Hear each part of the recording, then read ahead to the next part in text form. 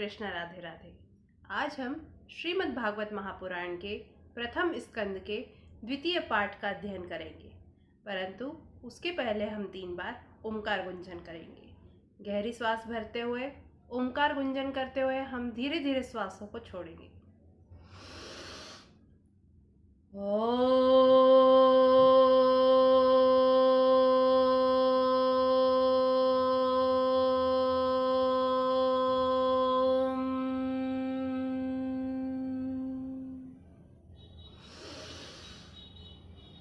हरि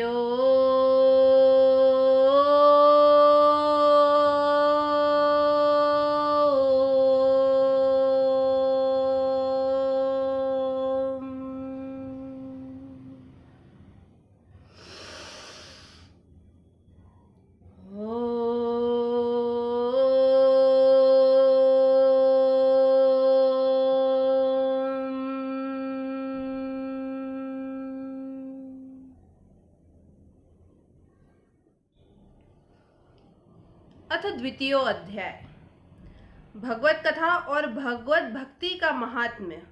श्री व्यास जी कहते हैं, शौनकादि ब्रह्मवादी ऋषियों के ये प्रश्न सुनकर रोमहर्ष के पुत्र उग्र श्रवा को बड़ा ही आनंद हुआ। उन्होंने ऋषियों के इस मंगलमय प्रश्न का अभिनंदन करके कहना आरंभ किया। सूत जी ने कहा, जिस समय श्री सुखदेव जी का यज्ञोपवीत संस्कार भी नहीं हुआ था, सुतराम लौकिक वैदिक कर्मों के अनुष्ठान का अवसर भी नहीं आया था, उन्हें अकेले ही संन्यास लेने के उद्देश्य से जाते देखकर उनके पिता व्यास जी विरह से कातर होकर पुकारने लगे, बेटा बेटा। उस समय तन्मय होने के कारण श्री सुखदेव जी की ओर से वृक्षों ने उत्तर दिया, ऐसे सबके हृदय में विराजमान श्री सुखदेव मुनि को मैं नमस्कार करता हूँ। यह श्रीमद् भागवत अत्यंत गोपनीय रहस्यात्मक पुराण है। यह भगवत स्वरूप का अनुभव कराने वाला और समस्त वेदों का सार है।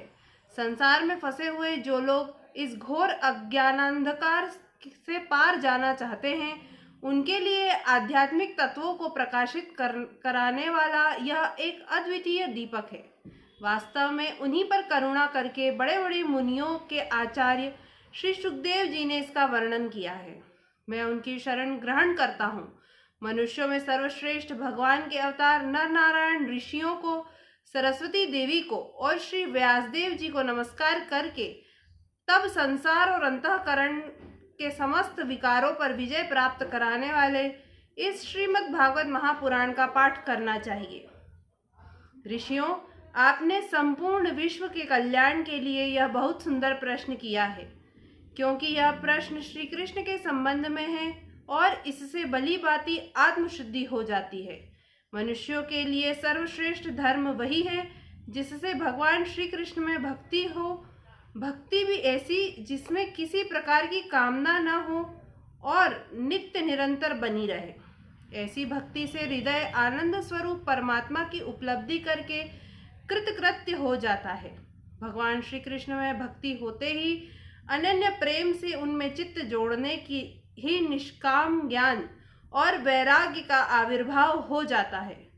धर्म का ठीक ठीक अनुष्ठान करने पर भी यदि मनुष्य के हृदय में भगवान की लीला कथाओं के प्रति अनुराग का उदय न हो, तो वह निरा श्रम ही श्रम है। धर्म का फल है मोक्ष। उसकी सार्थकता अर्थ प्राप्ति में नहीं है। अर्थ केवल धर्म के लिए ही है। भोग विलास उसका फल नहीं माना गया है। भोग विलास का फल इंद्रियों को तृप्त करना नहीं है। उसका प्रयोजन है केवल जीवन निर्वाह। जीवन का फल भी तत्व जिज्ञासा है। बहुत कर्म करके स्वर्ग आदि प्राप्त करना उसका फल नहीं है। तत्ववेत्ता लोग ज्ञाता और ज्ञेय के भेद से रहित अखंड अद्वितीय सच्चिदानंद रूप स्वरूप ज्ञान को ही तत्व कहते हैं।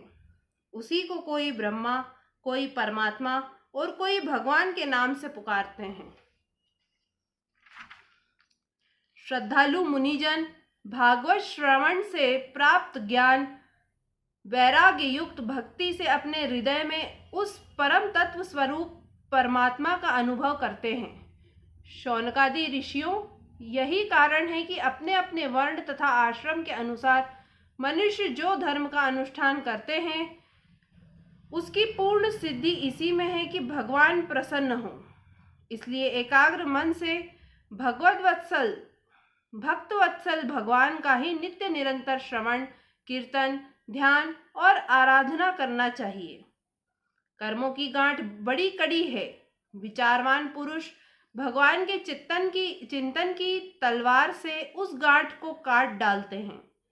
तब भला ऐसा कौन मनुष्य होगा जो भगवान की लीला कथाओं में प्रेम न करे।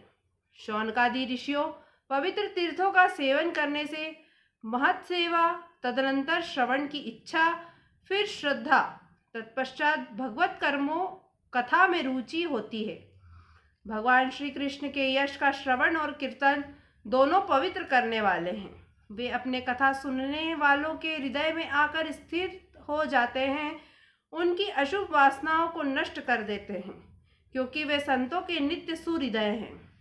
जब श्रीमद् भागवत अथवा भगवत भक्तों के निरंतर सेवन से अशुभ वासनाएं नष्ट हो जाती हैं, तब पवित्र कीर्ति भगवान श्री कृष्ण के प्रति स्थायी प्रेम की प्राप्ति होती है।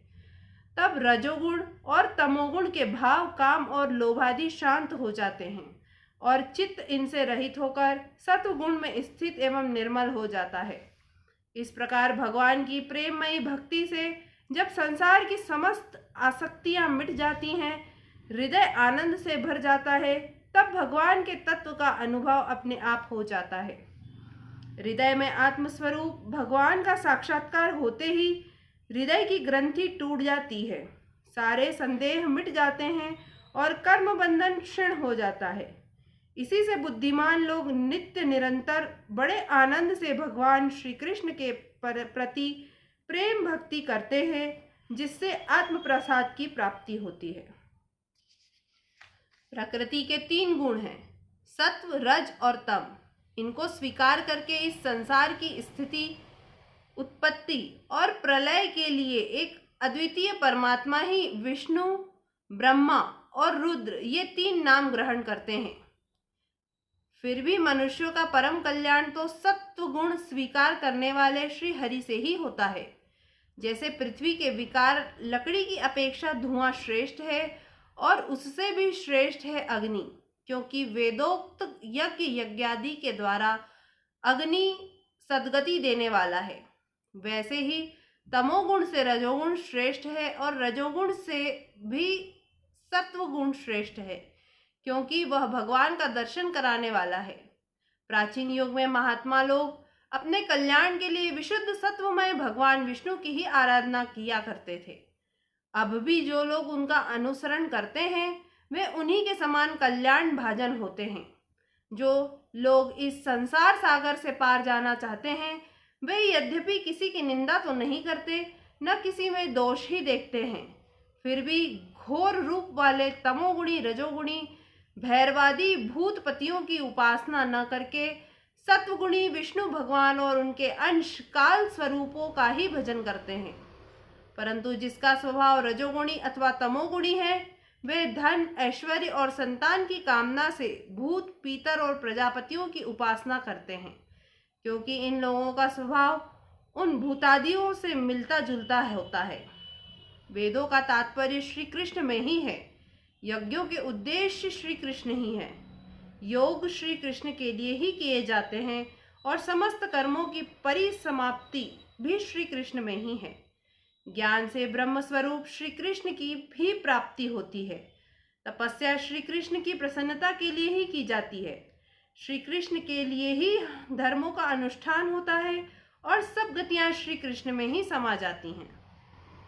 यद्यपि भगवान श्री कृष्ण प्रकृति और उसके गुणों से अतीत हैं, फिर भी अपनी गुणमयी माया से जो प्रपंच की सृष्टि है और तत्व की दृष्टि नहीं है, उन्होंने ही सर्ग के आदि में इस संसार की रचना की थी। ये सत्व, रज और तम तीनों गुण उसी माया के विलास हैं। इनके भीतर रहकर भगवान इनसे युक्त सरीखे मालूम पड़ते हैं। वास्तव में तो परिपूर्ण विज्ञानानंद घन है। अग्नि तो वस्तुतः एक ही है, परंतु जब वह अनेक प्रकार की लकड़ियों में प्रकट होती है तब अनेक सी मालूम पड़ती है। वैसे ही सबके आत्मस्वरूप भगवान तो एक ही हैं, परंतु प्राणियों की अनेकता से अनेक जैसे जान पड़ते हैं। भगवान ही सूक्ष्म भूत तन्मात्रा, इंद्रिय तथा अंतःकरण आदि गुणों के विकारभूत भावों के द्वारा नाना प्रकार की योनियों का निर्माण करते हैं और उनमें भिन्न भिन्न जीवों के रूप में प्रवेश करके उन योनियों के अनुरूप विषयों का उपभोग करते कराते हैं। वे ही संपूर्ण लोकों की रचना करते हैं और देवता, पशु, पक्षी, मनुष्य आदि योनियों में लीलावतार ग्रहण करके सत्व गुण के द्वारा जीवों का पालन पोषण करते हैं। इति श्रीमद्भागवते महापुराणे पारमहंस्यां संहितायां प्रथम स्कंदे नैमिषयोपाख्याने द्वितीयो अध्याय समाप्त। जय Shri Krishna. Radhe Radhe. Kindly like, share and subscribe my YouTube channel.